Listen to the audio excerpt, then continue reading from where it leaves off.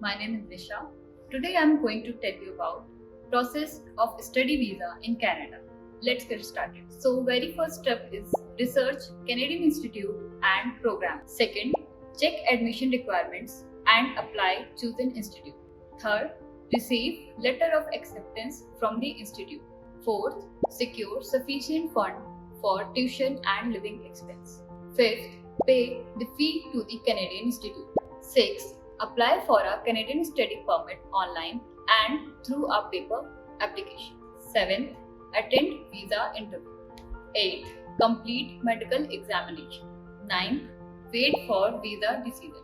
10th, make travel arrangements and ensure passport validity. Travel to Canada and begin your studies. For further information, call First Edu India. Thank you.